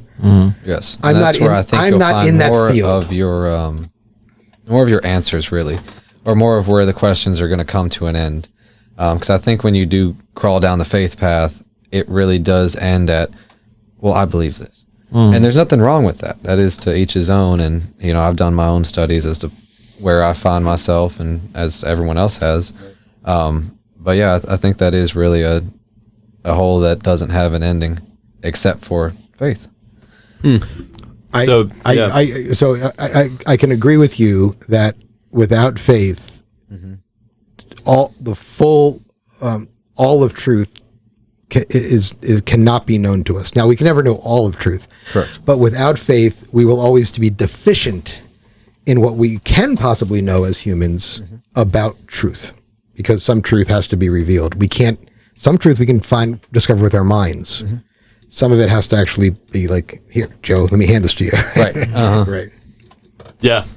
Yeah, it makes sense. I think that's a good answer to the question. As far as as Christians, do we believe in evolution? When the Earth was? Yeah, I don't know. I personally, I end just at Jesus Christ. I actually don't even really. A lot of people like to dig into the Old Testament. Don't really like to do that. I like to stay in the New Covenant just because that's the time we're in. That's the most relevant, because everything before Christ is pretty much irrelevant in how we live our lives, right? I wouldn't necessarily say that. That wouldn't be consistent with what the church teaches about the relevance of the Old Testament. Let me put it that way. So don't get me wrong in the sense as I don't claim it to be true. As far as I practice my faith, I think I don't disclude it, but I think kind of like what you're saying as far as where you end is where Jesus Christ, you follow Jesus Christ, and that's where I start. That's what I mean. That has to be there for it to even begin the thought. Everything else goes from that. Yes. Right, which comes from the New Testament, right? Well, so the church would say, and I don't want to put words in your mouth because I don't know if this is what you're saying or not, but the church would say that Jesus Christ is the fullness of truth. It does not mean that there's not truth to be found outside of invoking the name of Jesus Christ. In other words, someone might not even know about Jesus, and they're going to find some truth. But the fullness of all truth is in Jesus. And by the way, it's not just, the religious truth is in Jesus and the science truth is outside of him. No, the fullness of all truth is in Christ, because he is the one who became part of this material creation. And so all truth, both spiritual and material and everything, is found in him. He is the fullness of it all. We can only understand some of that. And we can only understand certainly the parts that is revealed to us, both in the Old Testament, New Testament, and within sacred tradition. Other things we can understand by the natural law, which means we don't necessarily need divine revelation for us to reason to that to be a truth. Right. Okay. To a certain extent, though, right? Like, rape is wrong. We all know that from just being alive. You can go, raping is not good. No. Right. Yeah. As far as valued. That's just more like without faith, you can just know that. You can reason yourself to that. And then Aquinas argues that you can reason yourself all the way to God with the 5 ways, but not to the revealed truth that comes through God. Through the Old. And by the way, even in the Old Testament, if I may, the Old Testament, who is doing the revealing in the Old Testament? It's God. It's God. And who is God? God. Father, Son, and the Father, Son, and the Holy Father, Son, and Holy Spirit. But that only happened when Jesus was incarnated, right? Yeah, so be careful. You're slipping into what's called the Arian heresy that thinks that, there's the Father and the Holy Spirit, but Jesus, he's divine, but he was kind of created a little bit later. He came along. No, the man, always has been, always will the man Jesus Christ came on earth at a specific time period, and he actually is still alive in his body. But the second person of the Trinity, the Son, is co-equal, always was, always will be with the Father, just like the Spirit. So they revealed themselves in ways that we like to think of in our mind at different times in history. Right? The Holy Spirit came at Pentecost, but the Holy Spirit was around before then. Jesus came at the Nativity, but the Son was around before then. So to my point, at the Old Testament, we believe in our creed that everything through Christ, by the way, not the Father, but through Christ. Everything was created through Christ, okay, through the second Son, second person of the Holy Trinity, which means any type of like message at the burning bush and stuff like that. I was about to say that. Like when he kind of talks to Elijah on the mountain. There is a tradition that is a pre-incarnate Christ. It is the second, because it's the logos of God, the Word of God, and everything is the Word. By the way, this table and everything is manifestation of His Word, and Elijah on the mountain, all of the messages. Moses on the mountain. He's actually talking to a pre-incarnate Christ is a tradition. That's a very old tradition. Now, he's talking to the Logos that created the earth. Because Jesus himself created the heavens and the earth, and he's still holding it up. Yeah. Right. This is what the incarnation in the womb of the God that created everything and that holds it all up, allowed himself to be contained in this small little creature, called the Virgin Mary. He allowed himself to do that. And so this is a great mystery to us. And it's kind of mind blowing when you think about that. Yeah. And so and he allowed himself to be a small, humble, helpless child. And he needed his mother and father to feed him. He allowed himself to do that while at the same time holding up all of the heaven and the earth.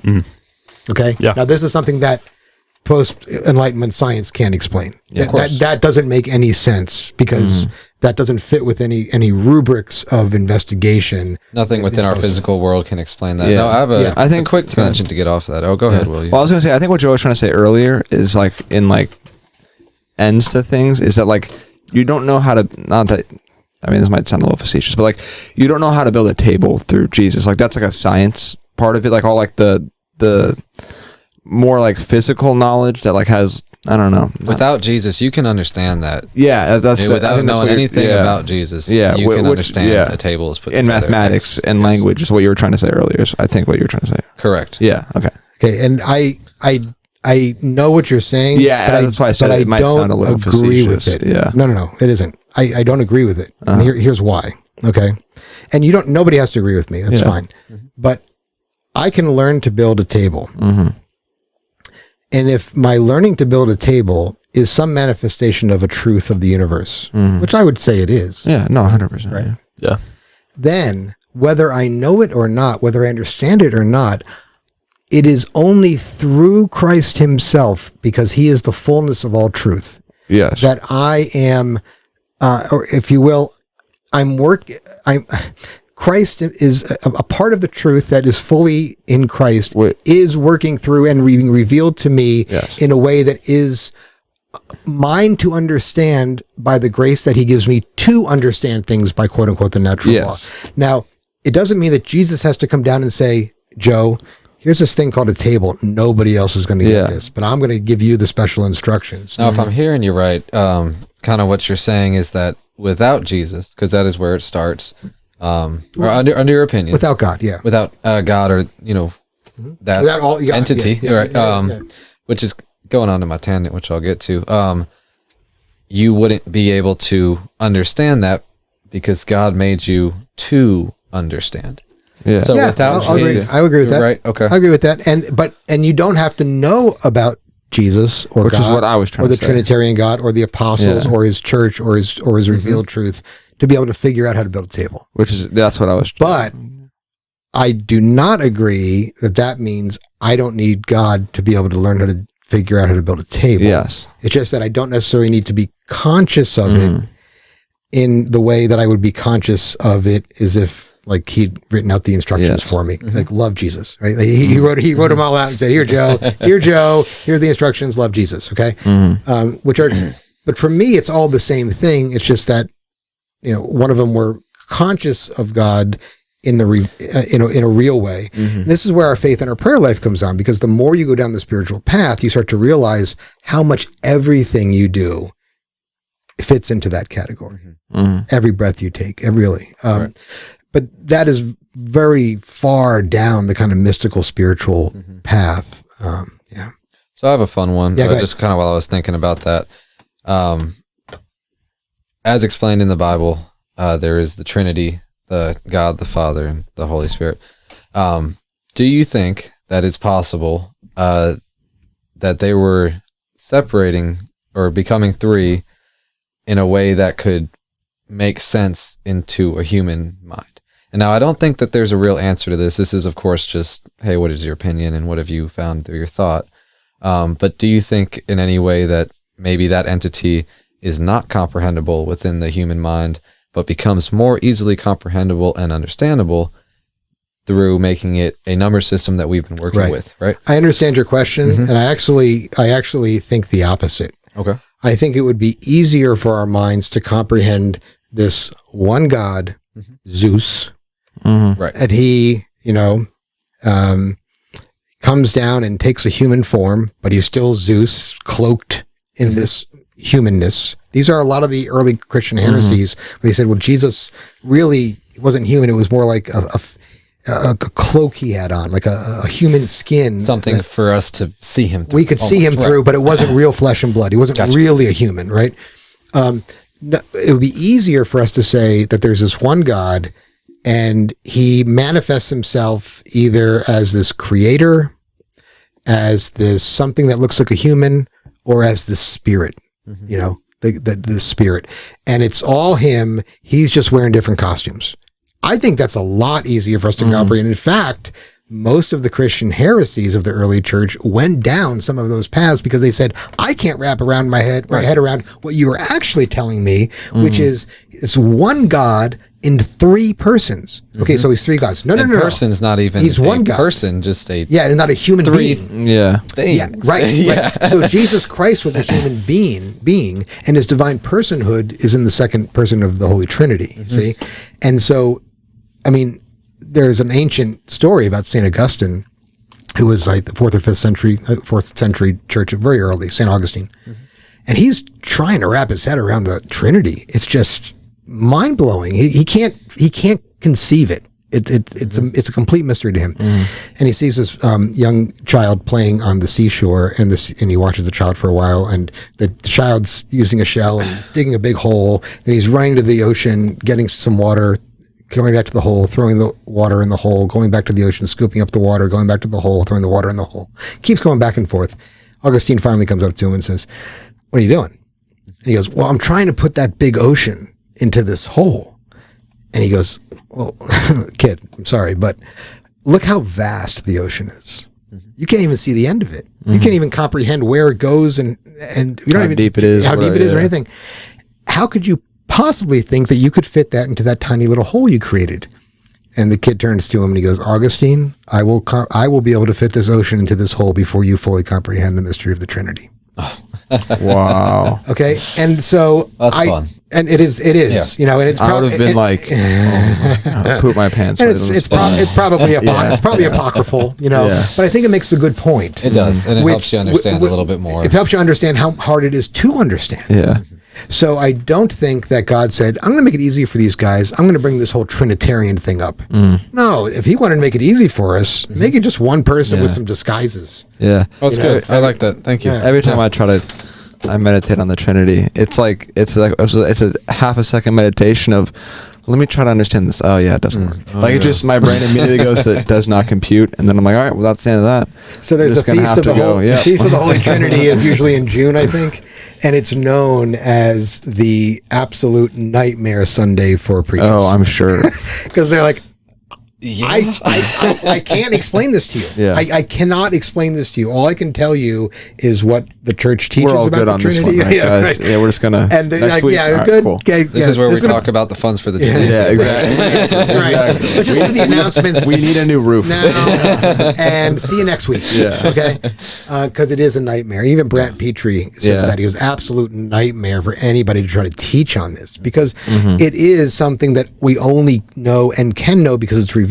By the way, we can't understand revealed truths all the time. I think we can a lot only, of the time. Yeah. But we can only know it because it's revealed. We'd never be able to figure out the Trinity the way we could figure out how to build a table. Yeah. Without the letter says, Dear Joe, this is the Trinity. It's real. Love Jesus. Yeah. Well, I have questions about it. I know, but you can't understand it. Yeah. But I have questions. I know. I'm asking you to make an act of faith. Right. and believe it. Yeah. If you believe in me, I'm asking you to also believe in this. And it's not like you just have to see it from this one right perspective, then it'll all click. It's like your tiny little brain cannot possibly comprehend at all what this really is. You are the hole in the sand. Yeah. And Exactly. the full Yeah. revealed truth of God is is there. It's for you, but you can't see its boundaries. Yeah. There's no way you could possibly comprehend it. Yeah. It's What possible. I find kind of fun in my head too is you look at a lot of different animals and species, and you can see traits that they can pick up on, or things in this world that they can pick up on, different colors, different sounds, and whatever, that we can't. And that kind of puts it in a good perspective of, there really is stuff out there that we cannot ever understand. Yeah. For sure. Yeah. That's why for me, like kind of like we were talking about with speculating, it's fun and all that, but I think if you were to spend how would you best serve your time if you were a Christian trying to decipher the Bible? Stick with the Gospels, right? I mean, just stay with Christ. Yeah. So, like, I have you all the way up to stick with the Gospels. Okay. Because I'm hearing you say, and this is where you have to correct me. Okay. I'm hearing you say, discard all the rest. No. Okay. I would definitely not discard it.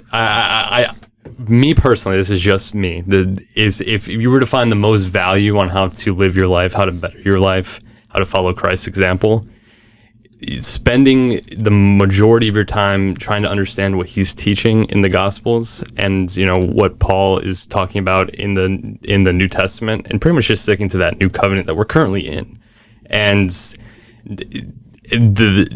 spending your time doing that and trying to understand what the meaning is there, I think is more valuable than trying to understand how the mystery works, where how long Abraham actually lived, when did the earth get created, So, what I mean? So to your point, so I would say this, and let's see if I'm close to this, okay? If you I think it makes a lot of sense if you're searching to start with the Gospels.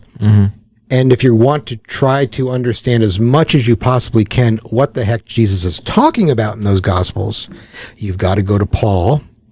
You've got to go to the rest of the New Testament letters, the epistles letters, okay, including the Apocalypse and the Old Testament. Because so why? Because go ahead. I was just gonna say, I don't think you get a lot of the minutia, like the small, because I mean, it's kind of like you got to learn algebra to do calculus in a way. I don't know if that's actually a true statement, but you got to start with the basics to get to the advanced stuff. And usually the advanced stuff, I mean, in some places in life, it's little small improvements that make the entire picture like a lot more vivid.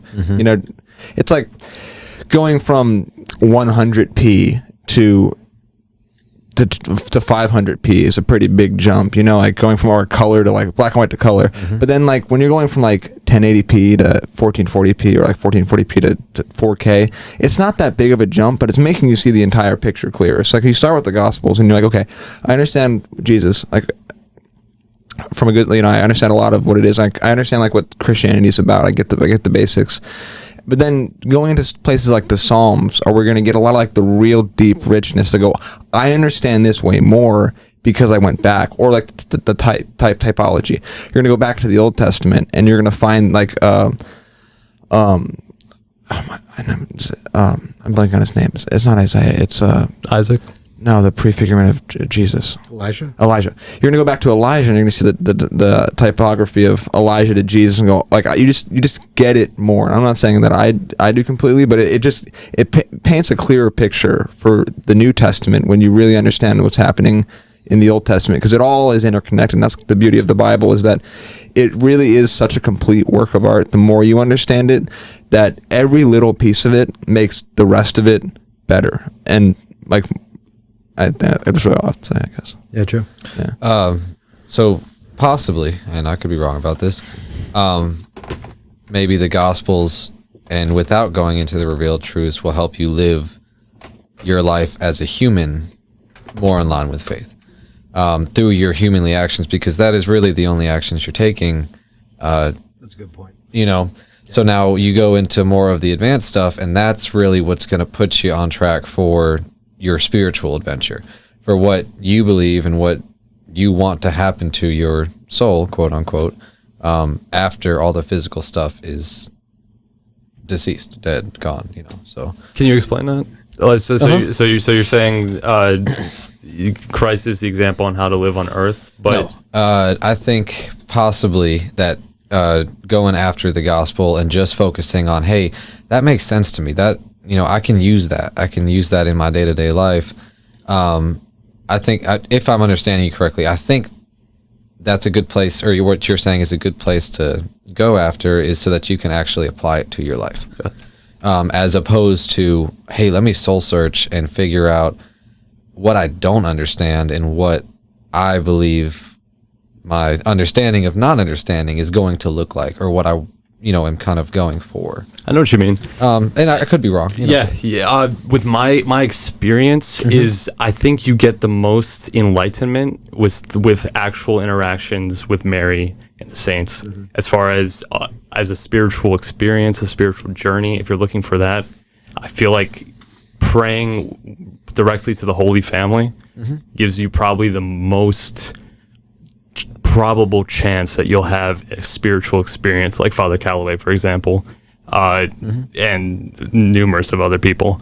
But I know what you mean, and if you're trying to understand the whole concept of the universe and how the Holy Trinity interacts with all of history, back to the creation of Adam and Eve in Genesis, then I think you're correct. Right. I think that's kind of correct me if I'm wrong, but it's kind of am I using the word preamble right? A prerequisite? Yeah, So you're using the words right according to what you're saying, and I disagree with your premise. Okay. Here's what I'm hearing, is what I think Joe was saying in a way. There are some really good works by some people who figured a lot of stuff out about how to live the good life. Epictetus is a great philosopher. Buddha was whoever Buddha was. We have writings that say, here's what you do to live a good life. And there's this guy Jesus, and he wrote some stuff too. And his stuff's right on. I think there's a danger, though, in saying, and the other stuff, that's kind of minutia. That's detail. I just want to do what Jesus told me to do. Okay, that's a really good statement. But why not just say, I want to do what Buddha told me to do? Because he had some good lessons about how to live a good life too. You're not going to hurt anybody. You're going to probably be a saint, actually, if you live a truly Buddhist life in praxis, meaning your actions, right? My answer to that would be that I believe that Christ is God and the Son of God and exists as Son of Man. But what does that mean, Son of Man? Son of God. No, it says Son of Man. God incarnate in man. Where do you get that from? It's in the New Testament. No, he says it, but where does it come from? It comes from Daniel 4, which is in the Old Testament. You see, he is, if you really, really understand, BrantPitre, by the way, BrantPitre, Pitre, Pitre, anybody listening, he has a great series, his shtick, if you will, is understanding the New Testament through the Old Testament. And you understand so much more about what Christ was saying if you understand it as a first century Jew. Because Christ came as a first century Jew and spoke to first century Jews. Now, how did first century Jews get to the point of knowing what first century Jews would know, or how they would think, or what they would know, how they would relate to things? Through the Old Testament, because they're Jews. Christ himself prayed the Psalms constantly. There are huge Protestant tracts of, why did Christ say, God, my God, why have you abandoned me on the cross? Well, because there was so much sin that the Father had to turn his back on the Son and stuff like that. It's actually Psalm yeah. 21/22. Yeah. That's the exact first line. Just like we say Hail Mary. I say the Hail Mary, right? Hail Mary. Well, there's actually a lot more to it than that, but we call it the first line of it. And first century Jews would often refer to different Psalms, not by number, because they didn't necessarily have them. They would refer to them by their first line. And so if you know what he's actually praying, I mean, he can't breathe. He's being crucified. I mean, he can only get one line out, right? But even if he's just referring to that, there's such a richness by understanding how that psalm ends. That psalm ends by the word of God being preached to all nations, that through all of this hell that he's suffering through, that his bones are brittle and his tongue cleaves to his mouth because he's so thirsty and in such pain, and they've dug holes in my hands. Okay. But in the end, God wins. Okay. Wow. This is a man who is God because he's on the cross and preaching his Father's word through the Psalms. Jesus prayed the Psalms. So even if you want to think of it this way, they're sanctified because they were Christ's prayer. He prayed them constantly. My heart is ready, Father. My heart is ready, Father. Psalm 107 and Psalm 56, the lines in both of them. Okay. Most of the things that you actually hear Jesus say in the New Testament are quotes from the Psalms or from Daniel, believe it or not, because Daniel prophesizes Christ's coming. Right. And so when he's saying, and you will see the Son of Man coming down on a cloud, he's quoting Daniel. And that's why the high priests are going, blasphemy. You are saying you are the Son of God. Well, that's not because I said Son of Man and I'm incarnate and I'm a man and stuff like that. No, he's referring to Daniel by saying, I am God. And before Abraham was, I am. Wow. Okay. That means he's saying he's God. Why? Because when Moses said, what's your name to God in the burning bush? He says, I am who am, or I am who I am. And his name is I am. So he's saying before Abraham came, I am. He's stating that he is God. You wouldn't know that unless you knew the Old Testament. So not only is it very important to pay attention to the Old Testament as well as the New, but to understand that they are talking to Jewish people. Yes. First century Jews. Absolutely. Or you get a lot out of context. You're going to get it out of context. And remember that Jesus is revealing his truth in this way. And not just to first century Jews, but to us. How can we possibly maximize our understanding of that revelation? By seeing it as a totality of God's revealed word, of God's revealed truth. The Old Testament, the New Testament, and revealed and sacred tradition. We only parse those out into three buckets because those are the types of creatures we are. We like to have categories. We like to have little pigeonhole boxes. But it's really all sacred scripture tradition. It's all the revealed truth of God. And where do we find that? In sacred scripture and tradition. But it's really God. So it's one revealed truth, if you will, over time in different places in different words. But it's all one. And if anything, I'd say Jesus showed us that it was all one revealed truth. I mean, read Brant's books. They're fantastic in doing this. And he does it in a very understandable way, but he's a scholar. So he does it in a way that he's not just giving you his opinion. Yeah. It's fantastic. Yeah. Go ahead. So I think that's interesting. I think that's really interesting. I'm definitely going to spend more time looking into that. Yeah. But I'm not sure. So would you agree? Kind of what I'm proposing is that the Old Testament is a prerequisite for Christ in the New Testament. Well, you would disagree. So I wouldn't disagree with that. Sorry, I was looking. So when you talk about Psalms and Daniel, what he's talking about is he's talking about Christ. He's talking about what happened in the Gospels. As far as that's what the whole Old Testament is about. Is Jesus Christ's life on earth through the Gospels and what happened in the Gospels. So it's kind of a prerequisite for the Gospels. In some ways, yeah. If you're thinking about it so God's truth is revealed to man in history, okay, in time and space, and time and space is and in history is by definition not one instance, right? So there is and when I say a Protestant belief, I don't mean that all Protestants believe this, but there are some who have a concept of God's word in Scripture, basically being God saying, here you go, and coming down and handing the book down at one time and saying, here's all the words that you need to know.